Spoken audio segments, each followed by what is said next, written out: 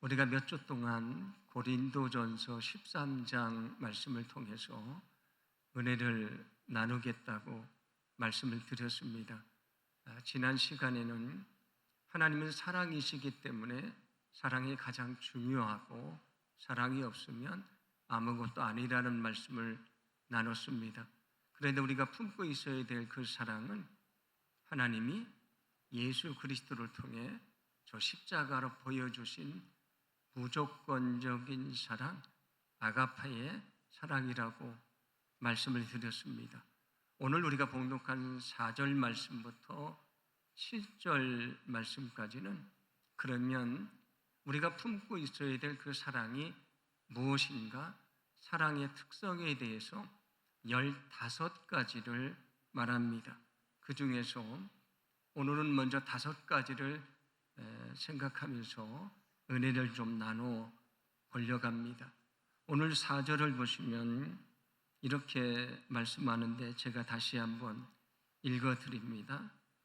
사랑은 오래 참고, 사랑은 온유하며, 시기하지 아니하며, 사랑은 자랑하지 아니하며, 교만하지 아니하며라고 말씀을 합니다.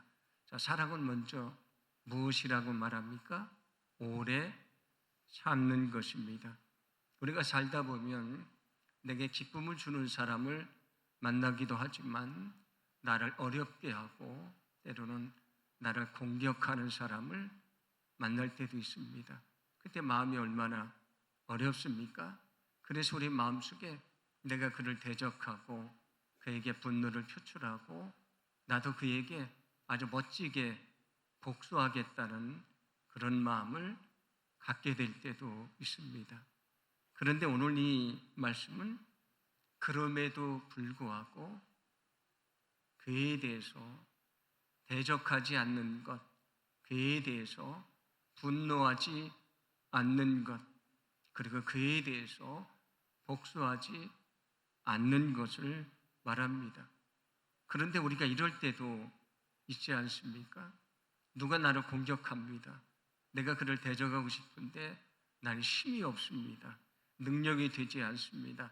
그래서 어쩔 수 없이 참아야 될 때가 있는데 여기 오래 참는 것은 그것을 말하는 것이 아닙니다. 내가 그를 충분히 대적할 수 있고 그를 굴복시킬 수 있고 복수할 수 있는데 그럼에도 불구하고 참는 것을 말합니다. 그런데 그 참는 것이 쉽습니까? 아닙니다. 마음이 매우 힘들고 어렵습니다. 매우 고통스럽습니다. 그래서 영어 표현 중에 오래 참는다는 말 중에 long suffering이라는 단어가 있습니다. 오랜 고통, 긴 고통을 말합니다. 참는 것은 고통스러운 것입니다. 그런데 우리는 오래 참아야 됩니다. 왜냐하면 그게 사랑이기 때문입니다. 오래 참지 않으면 사랑이 없는 것입니다. 사랑이 없으면 하나님을 모르는 사람입니다. 우리가 정말 누구에 대해서 내가 도저히 참을 수 없다라고 할 때 여러분은 이것을 꼭 기억하시기를 바랍니다. 베드로전서 3장 9절인데 함께 봉독합니다. 주의 약속은 어떤 이들이 더디다고 생각하는 것 같이 더딘 것이 아니라 오직 주께서는 너희를 대하여 오래 참사 아무도 염려하지 않냐고 다 회개하기에 이르기를 원하시느니라.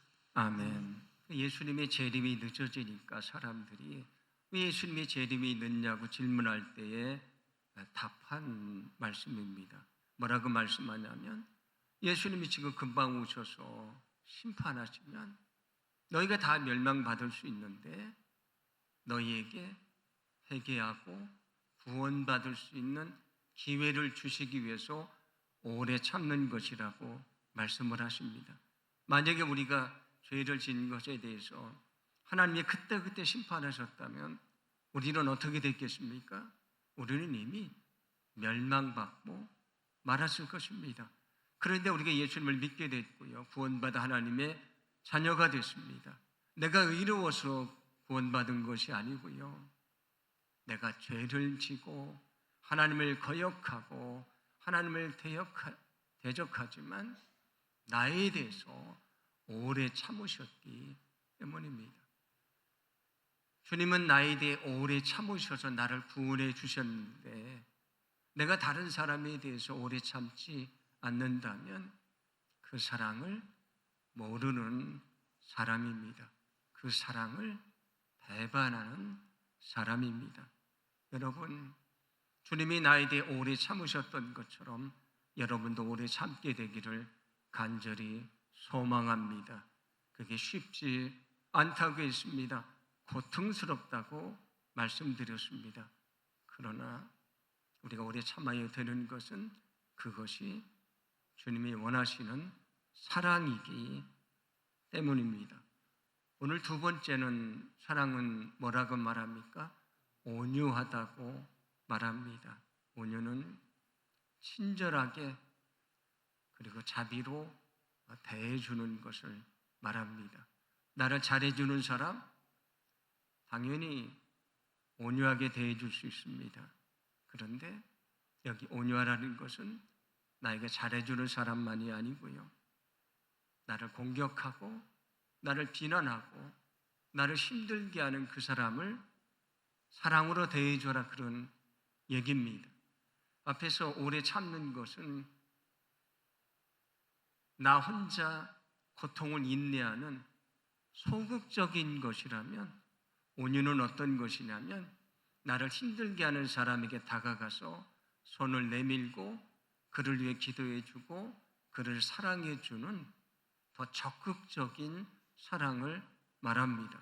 그런데 우리가 온유한 마음을 품어야 되는 이유가 있습니다. 왜냐하면 그것이 주님의 마음이기 때문입니다. 주님이 이렇게 말씀을 하셨습니다. 마태복음 11장 29절인데 제가 읽어드립니다.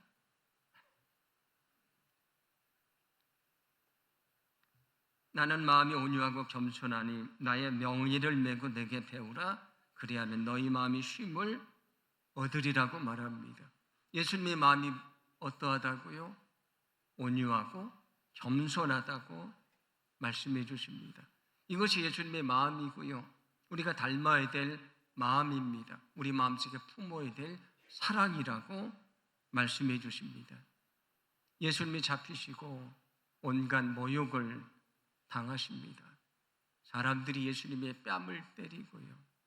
예수님을 향해 침을 뱉고 예수님의 머리를 때리면서 조롱을 합니다. 그리고 저 십자가에 달려 처절한 고통을 당하십니다. 그때 예수님이 어떻게 하셨습니까? 그들을 대적하셨습니까? 아닙니다. 그들에게 복수하셨습니까? 아닙니다. 그러면 예수님이 능력이 없어서 그냥 참으신 것입니까? 아닙니다. 예수님은 능력이 많으셨지만 오히려 그들을 용서하고 그들을 위해서 기도해 주셨습니다. 그게 온유라는 것입니다. 성경은 이렇게 말씀합니다. 베드로전서 2장 23절인데 함께 봉독합니다. 욕을 당해도 욕하시지 않고 고난을 받아도 보복하시지 않았습니다. 언제나 공의로 심판하시는 하나님의 손에 모든 것을 맡기셨습니다. 예수님이 욕을 당하셨지만 같이 욕하지 않으셨습니다. 예수님은 고난받으셨지만 보복하지 않으셨습니다. 하나님에게 맡겼다고 말씀하는데 예수님이 능력이 없어서 그런 것이 아니라고 말씀드렸습니다. 능력이 있지만 그게 하나님의 뜻이 아니기 때문입니다. 그래서 우리에게 뭐라고 말씀하셨습니까? 누가복음 6장 27절, 28절을 보시면 주님이 우리에게 들려주신 말씀입니다. 그러나 너희 듣는 자에 내게 이르노니 너희 원수를 사랑하며 너희를 미워하는 자를 선하게 대해주며 너희를 저주하는 자를 축복해주고 너희를 모욕하는 자를 위해 기도해줘라. 이것이 예수님이 말씀하신 것인데 이게 바로 온유라고 하는 것입니다. 그냥 인내하기만 하는 것이 아니고요. 나의 원수된 사람에게 다가가서 손을 내밀고 그를 사랑해주고 섬겨주고 축복해주고 기도하는 것, 그게 온유고 하나님 우리에게 원하시는 사랑이란 것입니다. 중앙 아프리카에서 사역을 했던 조디 아틀레이라고 하는 젊은 선교사가 있었습니다. 그가 원주민들이 있는 곳에 가서 선교를 하려고 하는데 워낙 위험한 곳이니까 그의 품속에 연달 권총을 품고 거기에 갔습니다. 그런데 원주민 마을에 들어가자마자 원주민들이 달려들어서 창으로 찌르고 칼로 내리치고 몽둥이로 때리고 그런 어려움을 겪게 됩니다. 근데 그는 나는 여러분을 대적하러 온 것이 아니고 복음을 전하러 왔다고 말하고요. 마지막 죽어가면서까지 그는 복음을 전하게 됩니다. 그런데 원주민들이 나중에 그가 죽은 다음에 그에게는 10발의 총알이 들어있는 권총을 가지고 있었다는 것을 알게 됐습니다.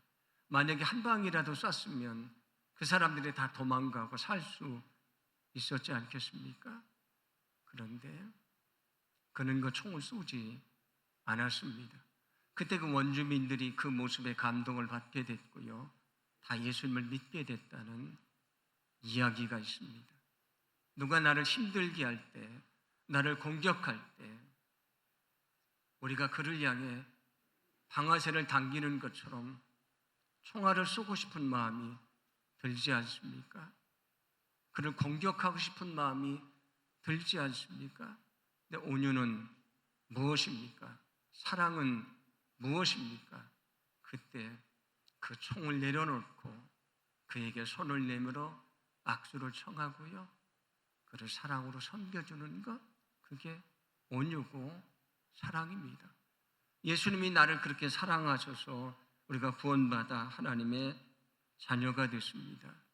여러분, 이 주님의 온유하신 사랑을 저와 여러분이 잊지 않기를 간절히 소망합니다. 여러분, 우리가 정말 그 주님의 사랑을 마음속에 품고요. 오히려 나를 힘들게 하는 사람, 도저히 용납할 수 없는 사람, 그들에게 다가가서 손을 내밀고 그를 사랑해주고 그를 위해 기도해주고 그를 섬겨주는 믿음의 삶을 살게 되기를 간절히 원합니다. 그가 정말 주님을 닮은 사람이고요. 진정한 주님의 제자입니다. 만약에 그것을 모른다면 그는 하나님을 모르는 사람입니다.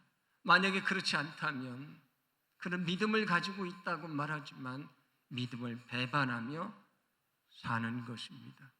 정말 주님을 닮은 온유한 사랑, 그 사랑을 품고 주님이 나를 사랑하셨던 것처럼 그렇게 사랑하게 되기를 간절히 소망합니다.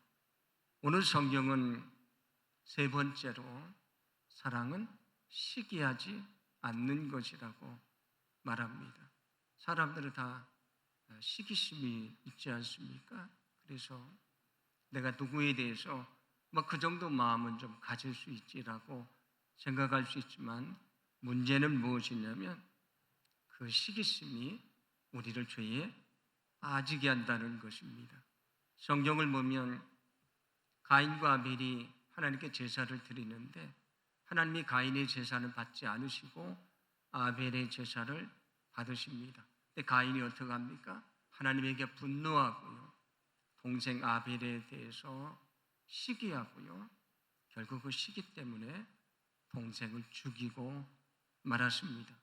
사울왕은 다윗의 인기가 높아지니까 사람들이 칭송을 하니까 시기심이 발동을 해서 다윗을 죽이려고 10년간이나 쫓아다니는 사람이 됐습니다. 또 성경을 보시면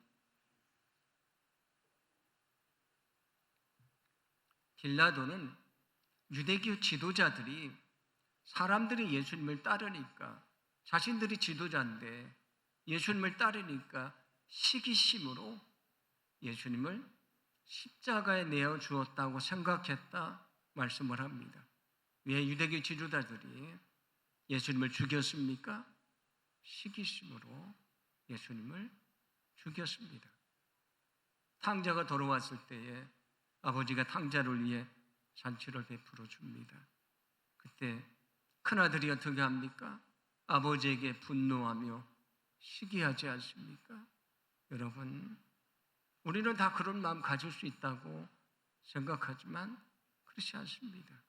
시기가 살인을 저지르기도 합니다. 그래서 성경은 이렇게 말씀합니다. 야고보서 3장 16절인데 함께 봉독합니다. 시기와 다툼이 있는 곳에는 혼란과 모든 악한 일이 있음이라. 시기와 다툼이 있는 곳에 혼란과 모든 악한 것이 있다고 말씀을 합니다. 우리의 작은 시기심이 죄를 행하게 된다, 그런 얘기입니다.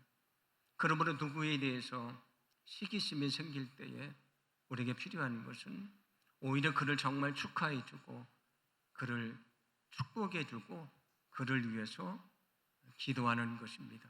내가 그를 위해 축복하고 기도할 때 그 축복과 기도가 내게 하나님의 거룩한 선물로 다가오게 된다는 것을 믿으시기를 바랍니다.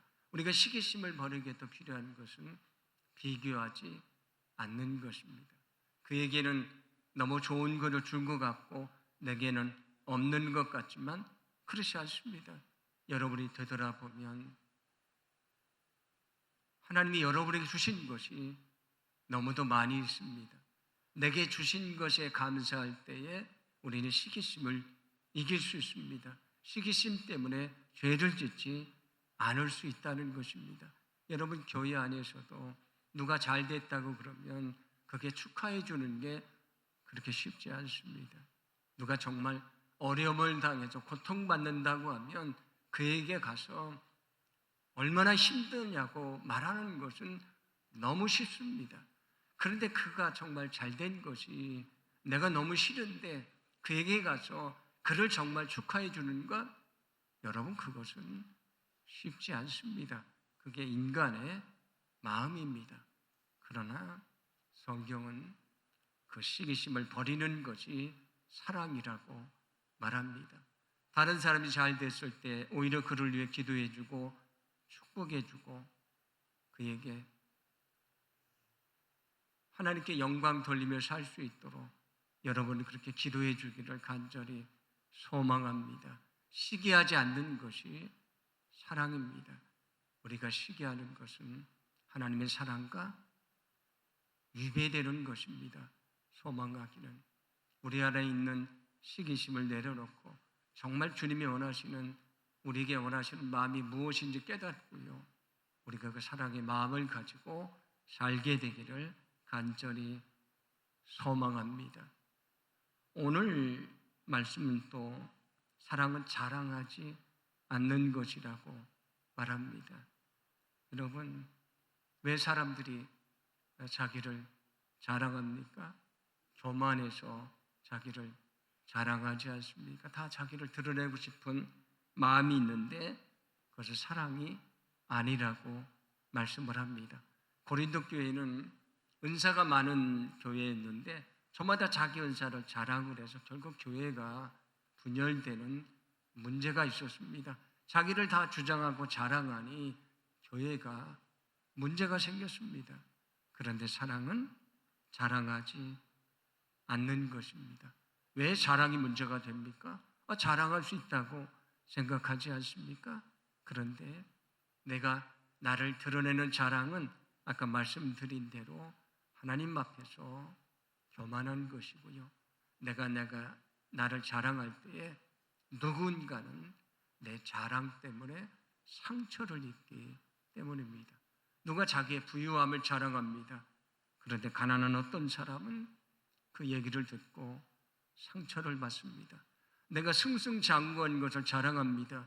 그런데 스스로 실패자라고 생각하는 어떤 사람은 그 이야기를 듣고 마음의 상처를 받게 됩니다. 자녀에 대한 자랑도 역시 마찬가지입니다. 내 자녀를 자랑합니다. 그런데 어떤 사람은 자녀에 대한 자랑 때문에 상처를 받습니다.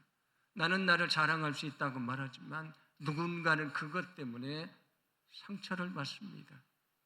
우리가 자랑하면 안 되는 이유는 내가 자랑 때문에 누구에게 상처를 줄 수 있기 때문입니다. 내가 말하는 그 말을 듣고 상처받을 사람을 생각하면 내가 쉽게 나를 자랑할 수 없는 것이지 않습니까? 스스로 자기를 자랑하는 사람은 다른 사람을 배려하는 마음이 없는 사람입니다. 그러므로 우리가 말할 때 지혜롭게 말해야 되는 것은 내가 나를 드러내는 한마디가 누구에게는 상처가 될 수 있다, 그런 얘기입니다. 저에게도 어떤 사람이 찾아와서 제가 아프다고 위로를 해줬는데 그 위로가 상처가 될 때도 있었습니다. 그의 위로는 무엇이냐면 그 아픈 거 나도 아파봤어. 나도 힘들어봤어. 근데 나는 잘 이겨냈어. 너도 이길 수 있을 거야. 얘기를 해줬습니다. 틀린 말은 아니죠. 다 맞는 말입니다. 그런데 어느 날 그게 제게 상처가 될 때도 있었습니다. 그런데 어느 사람은 제게 찾아와서 아무 말도 하지 않습니다. 그냥 눈물 흘리고 조용히 기도해주고 돌아갔습니다. 그런데 그가 제게 큰 위로가 됐던 적이 있었습니다. 나를 자랑하는 것이 누구에게는 상처가 될 수 있습니다. 그래서 바울은 뭐라고 말하냐면 우리가 자랑해야 될 것은 우리 자신이 아니고 십자가밖에 없다고 말합니다. 바울은 어떻습니까? 그는 좋은 가문에서 태어났고요. 그리고 아주 높은 학문을 공부한 사람입니다.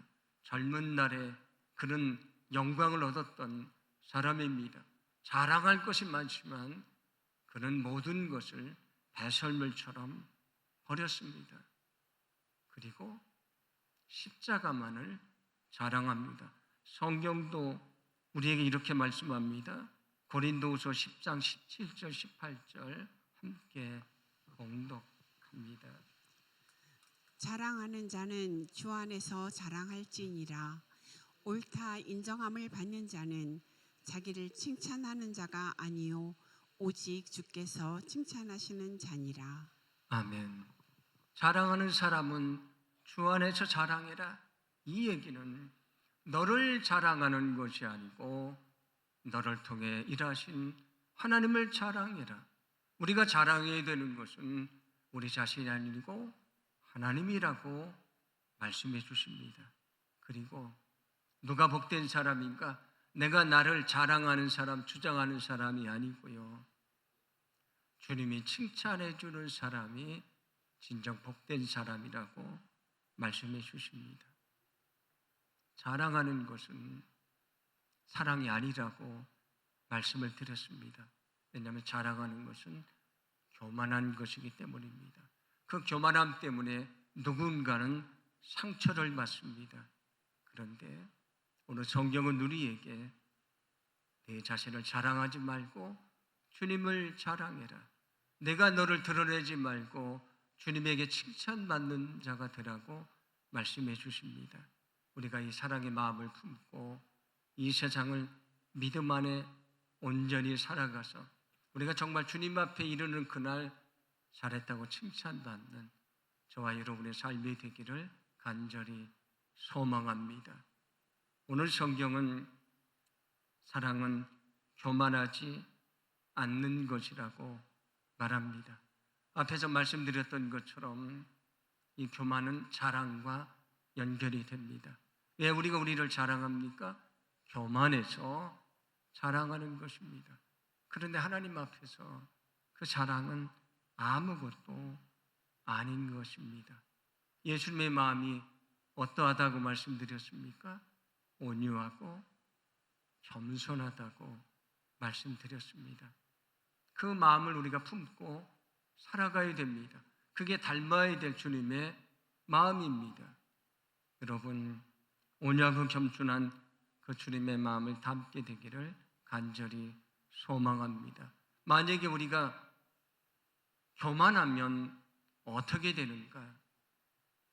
성경을 보면 하나님께서 아담과 하와에게 선악을 알게 하는 나무의 열매를 먹지 말라고 말씀을 하십니다. 먹으면 반드시 너는 죽을 것이다.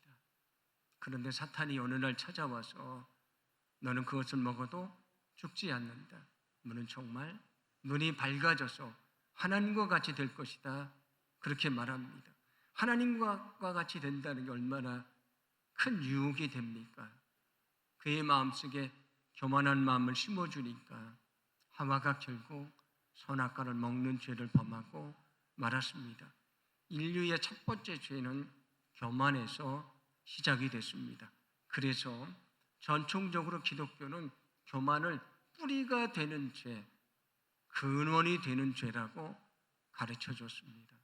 왜냐하면 우리의 죄는 교만에서 시작이 됐기 때문입니다. 여러분, 사탄이 왜 저 천상에서 쫓겨났습니까? 원래 사탄은 하나님을 섬기던 천사였는데 왜 쫓겨났습니까? 교만해서 하나님을 대적하다가 그들은 쫓겨나고 말았습니다. 우리를 넘어지게 하는 것은 교만이라는 것입니다. 성경은 말합니다. 교만은 패망의 선봉이요 거만한 마음은 넘어짐의 앞잡이니라. 우리를 넘어지게 하는 것은 교만입니다. 성경은 또 우리에게 선줄로 생각하는 사람, 교만한 사람, 이 정도면 돼, 이 정도면 괜찮아 라는 사람, 그 선줄로 생각하는 사람은 넘어질까 조심하라고 말씀을 합니다. 누가 넘어집니까? 서 있는 사람이 넘어집니다. 그러나 이미 겸손히 엎드린 사람은 넘어지지 않습니다. 우리가 넘어지는 이유는 교만하기 때문입니다. 누가 그런 얘기를 제게 했습니다. 교만한 사람도 교만한 사람을 싫어한다. 하나님도 교만한 사람을 싫어하십니다. 예수님이 내려가신 그 자리는 어떤 자리입니까? 겸손의 자리, 섬김의 자리지 않습니까? 그 자리가 바로 축복의 자리지 않습니까? 아까 제가 할렐루야 찬양대 찬양을 듣는데 그 가사가 있었습니다. 내가 낮아진 그 자리, 거기가 축복의 자리라고 찬양을 하는데 제가 은혜를 받게 됐습니다. 여러분, 사랑은 교만하지 않는 것입니다. 하나님에 대해서, 사람에 대해서 교만하지 않는 것이 사랑입니다. 저와 여러분이 이 겸손한 마음을 가지고 정말 주님을 따르는 사랑의 사람이 되기를 간절히 소망합니다. 오늘 성경은 우리에게 사랑은 오래 참고 온유하고 시기하지 않고 자랑하지 않고 교만하지 않는 것이라고 말합니다.